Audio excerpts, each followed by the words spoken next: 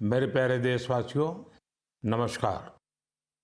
आज पूरा देश आतंकवाद के खिलाफ एकजुट है, आक्रोश से भरा हुआ है, संकल्पबद्ध है। आज हर भारतीय का यही संकल्प है, हमें आतंकवाद को खत्म करना ही है। साथियों, ऑपरेशन सिंदूर के दौरान हमारी सेनाओं ने जो पराक्रम दिखाया है, उसने हर हिंदुस्तानी का सिर ऊंचा कर दिया है। जिस प्रिसिजन के साथ, जिस सटीकता के साथ हमारी सेनाओं ने सीमा पार के आतंकवादी ठिकानों को ध्वस्त किया, वो अद्भुत है। ऑपरेशन सिंदूर ने दुनिया भर में आतंक के खिलाफ लड़ाई को नया विश्वास और उत्साह दिया है। साथियों, ऑपरेशन सिंदूर सिर्फ एक सैन्य मिशन नहीं है, ये हमारे संकल्प, साहस और बदलते भारत की तस्वीर है। और इस तस्वीर ने पूरे देश को देशभक्ति के भावों से भर दिया है, तिरंगे में रंग दिया है। आपने देखा होगा, देश के कई शहरों में, गांवों में, छोटे छोटे कस्बों में तिरंगा यात्राएं निकाली गई। हजारों लोग हाथों में तिरंगा लेकर देश की सेना, उसके प्रति वंदन अभिनंदन करने निकल पड़े। कितने ही शहरों में सिविल डिफेंस वॉलंटियर बनने के लिए बड़ी संख्या में युवा एकजुट हो गए। और हमने देखा, चंडीगढ़ के वीडियो तो काफी वायरल हुए थे। सोशल मीडिया पर कविताएं लिखी जा रही थी, संकल्प गीत गाए जा रहे थे, छोटे छोटे बच्चे पेंटिंग्स बना रहे थे जिनमें बड़े संदेश छुपे थे। मैं अभी 3 दिन पहले बीकानेर गया था। वहां बच्चों ने मुझे ऐसी ही एक पेंटिंग भेंट की थी। ऑपरेशन सिंदूर ने देश के लोगों को इतना प्रभावित किया है कि कई परिवारों ने इसे अपने जीवन का हिस्सा बना लिया है। बिहार के कटिहार में, यूपी के कुशीनगर में और भी कई शहरों में उस दौरान जन्म लेने वाले बच्चों का नाम सिंदूर रखा गया है। साथियों, हमारे जवानों ने आतंक के अड्डों को तबाह किया। यह उनका अदम्य साहस था और उसमें शामिल थी भारत में बने हथियारों, उपकरणों और टेक्नोलॉजी की ताकत। उसमें आत्मनिर्भर भारत का संकल्प भी था। हमारे इंजीनियर्स, हमारे तकनीशियन, हर किसी का पसीना इस विजय में शामिल है। इस अभियान के बाद पूरे देश में वोकल फॉर लोकल को लेकर एक नई ऊर्जा दिख रही है। कई बातें मन को छू जाती है। एक माँ बाप ने कहा, अब हम अपने बच्चों के लिए सिर्फ भारत में बने खिलौने ही लेंगे। देशभक्ति की शुरुआत बचपन से होगी। कुछ परिवारों ने शपथ ली है, हम अपनी अगली छुट्टियां देश के किसी खूबसूरत जगह में ही बिताएंगे। कई युवाओं ने मेड इन इंडिया का संकल्प लिया है, वो देश में ही शादी करेंगे। किसी ने ये भी कहा है, अब जो भी गिफ्ट देंगे वह किसी भारतीय शिल्पकार के हाथों से बना होगा। साथियों, यही तो है भारत की असली ताकत, जन मन का जुड़ाव, जन भागीदारी। मैं आप सबसे भी आग्रह करता हूं, आइए इस अवसर पर एक संकल्प लें। हम अपने जीवन में जहां भी संभव हो देश में बनी चीजों को प्राथमिकता देंगे। यह सिर्फ आर्थिक आत्मनिर्भरता की बात नहीं है, यह राष्ट्र के निर्माण में भागीदारी का भाव है। हमारा एक कदम भारत की प्रगति में बहुत बड़ा योगदान बन सकता है। साथियों, बस से कहीं आना जाना कितनी सामान्य बात है। लेकिन मैं आपको एक ऐसे गांव के बारे में बताना चाहता हूं जहां पहली बार एक बस पहुंची। इस दिन का वहां के लोग वर्षों से इंतजार कर रहे थे और जब गांव में पहली बार बस पहुंची तो लोगों ने ढोल नगाड़े बजाकर उसका स्वागत किया। बस को देखकर लोगों की खुशी का ठिकाना नहीं था। गांव में पक्की सड़क थी, लोगों को जरूरत थी, लेकिन पहले कभी यहां बस नहीं चल पाई थी। क्यों? क्योंकि ये गांव माओवादी हिंसा से प्रभावित था। यह जगह है महाराष्ट्र के गढ़चिरौली जिले में और इस गांव का नाम है काटेजरी। काटेजरी में आए इस परिवर्तन को आसपास के पूरे क्षेत्र में महसूस किया जा रहा है। अब यहां हालात तेजी से सामान्य हो रहे हैं। माओवाद के खिलाफ सामूहिक लड़ाई से अब ऐसे क्षेत्रों तक भी बुनियादी सुविधाएं पहुंचने लगी हैं। गांव के लोगों का कहना है कि बस के आने से उन लोगों का जीवन बहुत आसान हो जाएगा। साथियों, मन की बात में हम छत्तीसगढ़ में हुए बस्तर ओलंपिक और माओवाद प्रभावित क्षेत्रों में साइंस लैब पर चर्चा कर चुके हैं। यहाँ के बच्चों में साइंस का पैशन है, वो स्पोर्ट्स में भी कमाल कर रहे हैं। ऐसे प्रयासों से पता चलता है कि इन इलाकों में रहने वाले लोग कितने साहसी होते हैं। इन लोगों ने तमाम चुनौतियों के बीच अपने जीवन को बेहतर बनाने की राह चुनी है।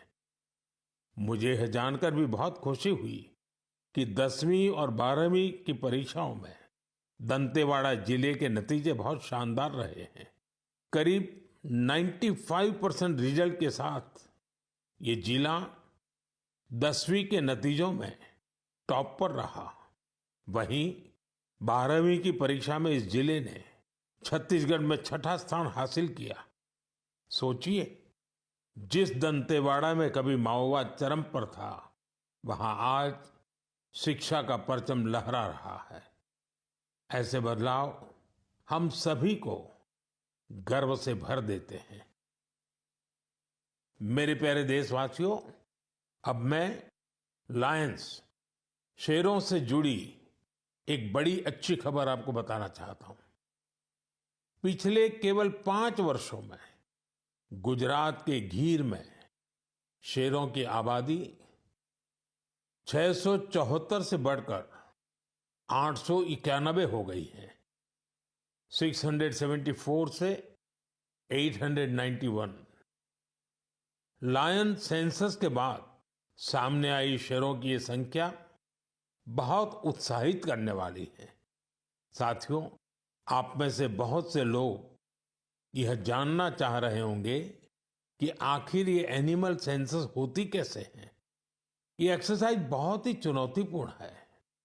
आपको यह जानकर हैरानी होगी कि लायन सेंसस 11 जिलों में 35,000 वर्ग किलोमीटर के दायरे में की गई थी। सेंसस के लिए टीमों ने राउंड द क्लॉक यानी 2400 घंटे इन क्षेत्रों की निगरानी की। इस पूरे अभियान में वेरिफिकेशन और क्रॉस वेरिफिकेशन दोनों किए गए। इससे पूरी बारीकी से शेरों की गिनती का काम पूरा हो सका। साथियों, एशियाटिक लायन की आबादी में बढ़ोतरी ये दिखाती है कि जब समाज में ओनरशिप का भाव मजबूत होता है तो कैसे शानदार नतीजे आते हैं। कुछ दशक पहले गीर में हालात बहुत चैलेंजिंग थे, लेकिन वहां के लोगों ने मिलकर बदलाव लाने का बीड़ा उठाया। वहां लेटेस्ट टेक्नोलॉजी के साथ ही ग्लोबल बेस्ट प्रैक्टिसेस को भी अपनाया गया। इसी दौरान गुजरात ऐसा पहला राज्य बना जहां बड़े पैमाने पर फॉरेस्ट ऑफिसर के पद पर महिलाओं की तैनाती की गई। आज हम जो नतीजे देख रहे हैं उसमें इन सभी का योगदान है। वाइल्ड लाइफ प्रोटेक्शन के लिए हमें ऐसे ही हमेशा जागरूक और सतर्क रहना होगा। मेरे प्यारे देशवासियों, 2-3 दिन पहले ही मैं पहली राइजिंग नॉर्थ ईस्ट समिट में गया था। उससे पहले हमने नॉर्थ ईस्ट के सामर्थ्य को समर्पित अष्टलक्ष्मी महोत्सव भी मनाया था। नॉर्थ ईस्ट की बात ही कुछ और है। वहाँ का सामर्थ्य, वहाँ का टैलेंट वाकई अद्भुत है। मुझे एक दिलचस्प कहानी पता चली है क्राफ्टेड फाइबर्स की। क्राफ्टेड फाइबर्स ये सिर्फ एक ब्रांड नहीं, सिक्किम की परंपरा, बुनाई की कला और आज के फैशन की सोच, तीनों का सुंदर संगम है। इसकी शुरुआत की डॉक्टर चेवांग नोरबू भूटिया ने। पेशे से वो वेटरनरी डॉक्टर है और दिल से सिक्किम की संस्कृति के सच्चे ब्रांड एम्बेसडर। उन्होंने सोचा क्यों न बुनाई को एक नया आयाम दिया जाए, और इसी सोच से जन्म हुआ क्राफ्टेड फाइबर का। उन्होंने पारंपरिक बुनाई को मॉडर्न फैशन से जोड़ा और इसे बनाया एक सोशल एंटरप्राइज। अब उनके यहाँ केवल कपड़े नहीं बनते, उनके यहाँ जिंदगियां बुनी जाती है।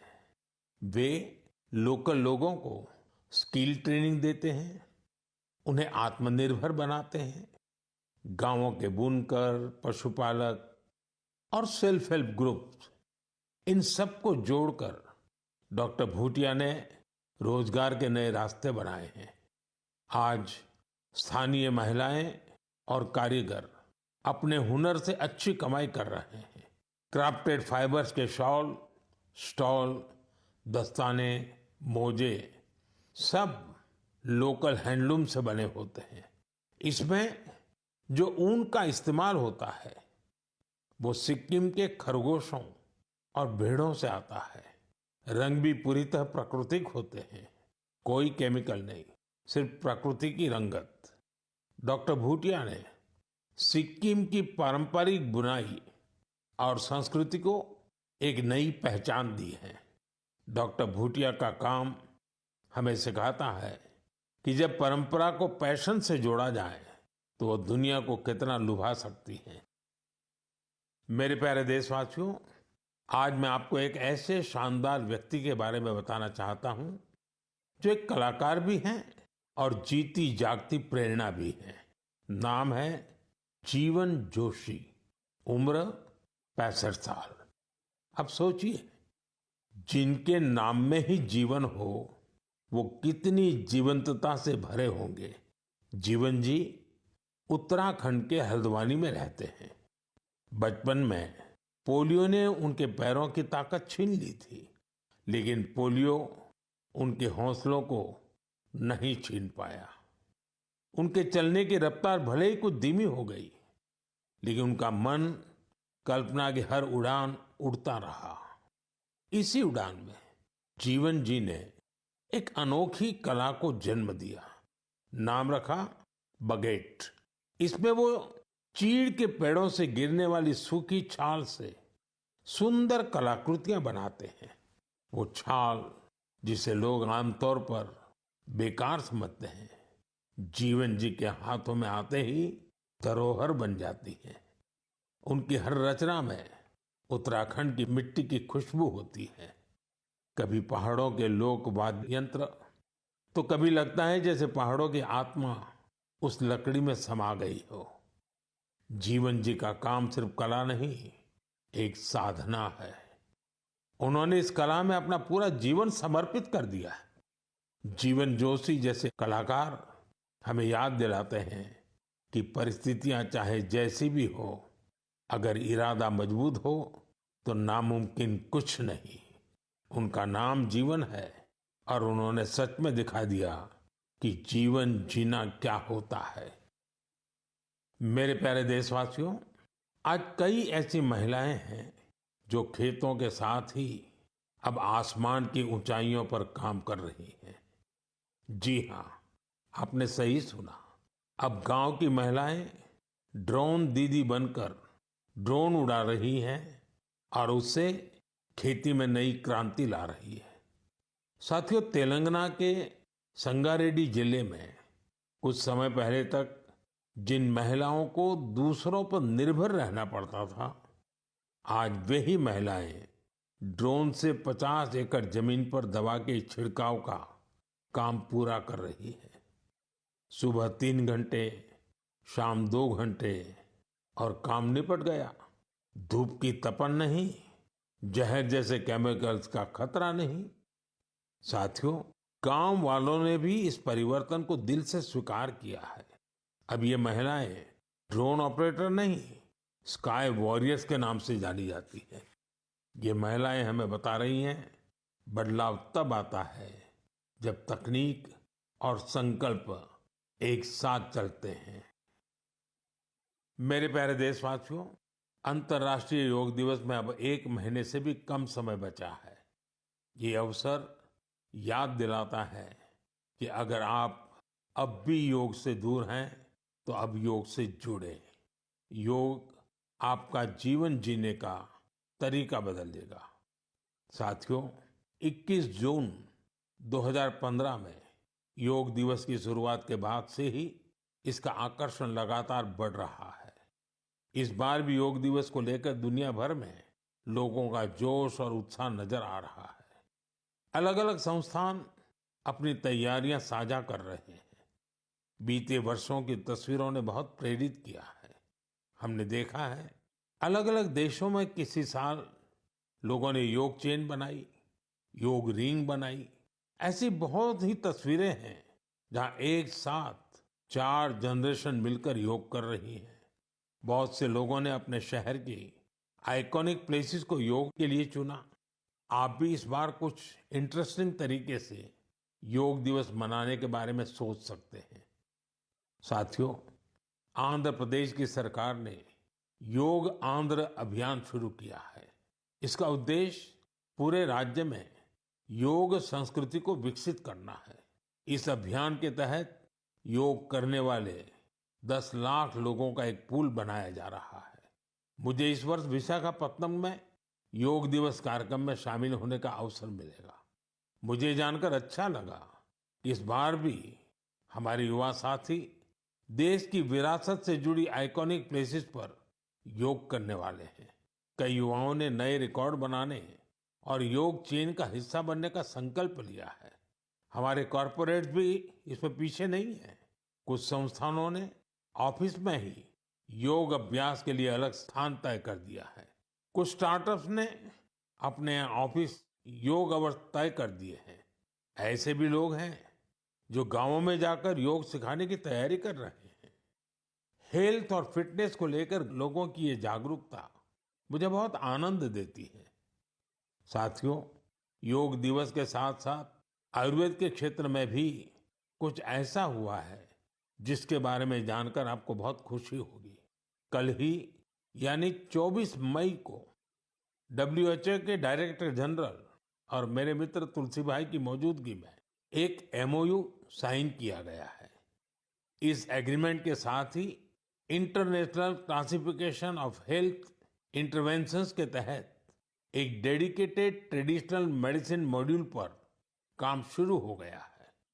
इस पहल से आयुष को पूरी दुनिया में वैज्ञानिक तरीके से अधिक लोगों तक पहुंचाने में मदद मिलेगी। साथियों, आपने स्कूलों में ब्लैक बोर्ड तो देखा होगा, लेकिन अब कुछ स्कूलों में शुगर बोर्ड भी लगाया जा रहा है। ब्लैक बोर्ड नहीं, शुगर बोर्ड। CBSE की इस अनोखी पहल का उद्देश्य है बच्चों को उनके शुगर इंटेक के प्रति जागरूक करना। कितनी चीनी लेनी चाहिए और कितनी चीनी खाई जा रही है, ये जानकर बच्चे खुद से ही हेल्दी विकल्प चुनने लगे हैं। ये एक अनोखा प्रयास है और इसका असर भी बड़ा पॉजिटिव होगा। बचपन से ही स्वस्थ जीवन शैली की आदतें डालने में ये काफी मददगार साबित हो सकता है। कई अभिभावकों ने इसे सराहा है और मेरा मानना है ऐसी पहल दफ्तरों, कैंटीनों और संस्थानों में भी होनी चाहिए। आखिरकार सेहत है तो सब कुछ है। फिट इंडिया ही स्ट्रांग इंडिया की नींव है। मेरे प्यारे देशवासियों, स्वच्छ भारत की बात हो और मन की बात के श्रोता पीछे रहें, ऐसा कैसे हो सकता है भला? मुझे पूरा विश्वास है कि आप सब अपने अपने स्तर पर इस अभियान को मजबूती दे रहे हैं। लेकिन आज मैं आपको एक ऐसी मिसाल के बारे में बताना चाहता हूं जहां स्वच्छता के संकल्प ने पहाड़ जैसी चुनौतियों को भी मात दे दी। आप सोचिए, कोई व्यक्ति बर्फीली पहाड़ियों पर चढ़ाई कर रहा हो, जहां सांस लेना मुश्किल हो, कदम कदम पर जान को खतरा हो, और फिर भी वो व्यक्ति वहां सफाई में जुटा हो। ऐसा ही कुछ किया है हमारी आईटीबीपी की टीमों के सदस्यों ने। ये टीम माउंट मकालू जैसे विश्व की सबसे कठिन चोटी पर चढ़ाई के लिए गई थी। पर साथियों, उन्होंने सिर्फ पर्वतारोहण नहीं किया, उन्होंने अपने लक्ष्य में एक मिशन और जोड़ा, स्वच्छता का। चोटी के पास जो कचरा पड़ा था, उन्होंने उसे हटाने का बीड़ा उठाया। आप कल्पना कीजिए, 150 किलो से ज्यादा नॉन बायोडिग्रेडेबल वेस्ट इस टीम के सदस्य अपने साथ नीचे लाए। इतनी ऊंचाई पर सफाई करना कोई आसान काम नहीं है, लेकिन यह दिखाता है कि जहां संकल्प होता है, वहां रास्ते अपने आप बन जाते हैं। साथियों, इसी से जुड़ा एक और जरूरी विषय है पेपर वेस्ट और रिसाइकलिंग। हमारे घरों और दफ्तरों में हर दिन बहुत सारा पेपर वेस्ट निकलता है। शायद हम इसे सामान्य मानते हैं, लेकिन आपको जानकर हैरानी होगी, देश के लैंडफिल वेस्ट का लगभग 1/4 हिस्सा कागज से जुड़ा होता है। आज जरूरत है हर व्यक्ति इस दिशा में जरूर सोचे। मुझे ये जानकर अच्छा लगा कि भारत के कई स्टार्टअप्स इस सेक्टर में शानदार काम कर रहे हैं। विशाखापत्तनम, गुरुग्राम, ऐसे कई शहरों में कई स्टार्टअप पेपर रिसाइकलिंग के इनोवेटिव तरीके अपना रहे हैं। कोई रिसाइकल पेपर से पैकेजिंग बोर्ड बना रहा है, कोई डिजिटल तरीकों से न्यूज़पेपर रिसाइकलिंग को आसान बना रहा है। जालना जैसे शहरों में कुछ स्टार्टअप 100% रिसाइकल्ड मटेरियल से पैकेजिंग रोल और पेपर कोर बना रहे हैं। आप ये भी जानकर प्रेरित होंगे, 1 टन कागज की रिसाइकलिंग से 17 पेड़ कटने से बचते हैं और हजारों लीटर पानी की बचत होती है। अब सोचिए, जब पर्वतारोही इतने कठिन हालत में कचरा वापस ला सकते हैं, तो हमें भी अपने घर या दफ्तर में पेपर को अलग करके रिसाइकलिंग में अपना योगदान जरूर देना चाहिए। जब देश का हर नागरिक ये सोचेगा कि देश के लिए मैं क्या बेहतर कर सकता हूं, तभी मिलकर हम बड़ा परिवर्तन ला सकते हैं। साथियों, बीते दिनों खेलो इंडिया गेम्स की बड़ी धूम रही। खेलो इंडिया के दौरान बिहार के 5 शहरों ने मेजबानी की थी। वहां अलग अलग कैटेगरी के मैच हुए थे। पूरे भारत से वहां पहुंचे एथलीट्स की संख्या 5,000 से भी ज्यादा थी। इन एथलीट्स ने बिहार की स्पोर्टिंग स्पिरिट की, बिहार के लोगों से मिली आत्मीयता की बड़ी तारीफ की है। साथियों, बिहार की धरती बहुत खास है। इस आयोजन में यहाँ कई यूनिक चीजें हुई हैं। खेलो इंडिया यूथ गेम्स का ये पहला आयोजन था जो ओलंपिक चैनल के जरिए दुनिया भर में पहुंचा। पूरे विश्व के लोगों ने हमारे युवा खिलाड़ियों की प्रतिभा को देखा और सराहा। मैं सभी पदक विजेताओं, विशेषकर टॉप के 3 विनर्स महाराष्ट्र, हरियाणा और राजस्थान को बधाई देता हूं। साथियों, इस बार खेलो इंडिया में कुल 26 रिकॉर्ड बने। वेट लिफ्टिंग स्पर्धाओं में महाराष्ट्र की अस्मिता धोने, ओडिशा के हर्षवर्धन साहू और उत्तर प्रदेश के तुषार चौधरी के शानदार प्रदर्शन ने सबका दिल जीत लिया। वहीं महाराष्ट्र के साईराज परदेशी ने तो 3 रिकॉर्ड बना डाले। एथलेटिक्स में उत्तर प्रदेश के कादिर खान और शेख जिशान और राजस्थान के हंसराज ने शानदार प्रदर्शन किया। इस बार बिहार ने भी 36 मेडल्स अपने नाम किए। साथियों, जो खेलता है वही खिलता है। यंग स्पोर्टिंग टैलेंट के लिए टूर्नामेंट बहुत मायने रखता है। इस तरह के आयोजन भारतीय खेलों के भविष्य को और संवारने वाले हैं। मेरे प्यारे देशवासियों, 20 मई को वर्ल्ड बी डे मनाया गया। यानी एक ऐसा दिन जो हमें याद दिलाता है कि शहद सिर्फ मिठास नहीं, बल्कि सेहत, स्वरोजगार और आत्मनिर्भरता की मिसाल भी है। पिछले 11 वर्षों में मधुमक्खी पालन में भारत में एक स्वीट रिवॉल्यूशन हुआ है। आज से 10-11 साल पहले भारत में शहद उत्पादन एक साल में करीब 70-75 हजार मैट्रिक टन होता था। आज ये बढ़कर करीब करीब 1.25 मैट्रिक टन के आसपास हो गया है। यानी शहद उत्पादन में करीब 60% की बढ़ोतरी हुई है। हम हनी प्रोडक्शन और एक्सपोर्ट में दुनिया के अग्रणी देशों में आ चुके हैं। साथियों, इस पॉजिटिव इम्पैक्ट में राष्ट्रीय मधुमक्खी पालन और शहद मिशन की बड़ी भूमिका है। इसके तहत मधुमक्खी पालन से जुड़े हजारों किसानों को ट्रेनिंग दी गई, उपकरण दिए गए और बाजार तक उनकी सीधी पहुंच बनाई गई। साथियों, ये बदलाव सिर्फ आंकड़ों में नहीं दिखता, ये गांव की जमीन पर भी साफ नजर आता है। छत्तीसगढ़ के कोरिया जिले का एक उदाहरण है। यहाँ आदिवासी किसानों ने सोन हनी नाम से एक शुद्ध जैविक शहद ब्रांड बनाया है। आज वह शहद जैम समेत अनेक ऑनलाइन पोर्टल पर बिक रहा है। यानी गांव की मेहनत अब ग्लोबल हो रही है। इसी तरह उत्तर प्रदेश, गुजरात, जम्मू कश्मीर, पश्चिम बंगाल और अरुणाचल प्रदेश में हजारों महिलाएं और युवा अब हनी उद्यमी बन चुके हैं। साथियों, और अब शहद की केवल मात्रा नहीं, उसकी शुद्धता पर भी काम हो रहा है। कुछ स्टार्टअप अब एआई और डिजिटल टेक्नोलॉजी से शहद की गुणवत्ता को प्रमाणित कर रहे हैं। आप अगली बार जब भी शहद खरीदें तो इन हनी उद्यमियों द्वारा बनाए गए शहद को जरूर आजमाएं।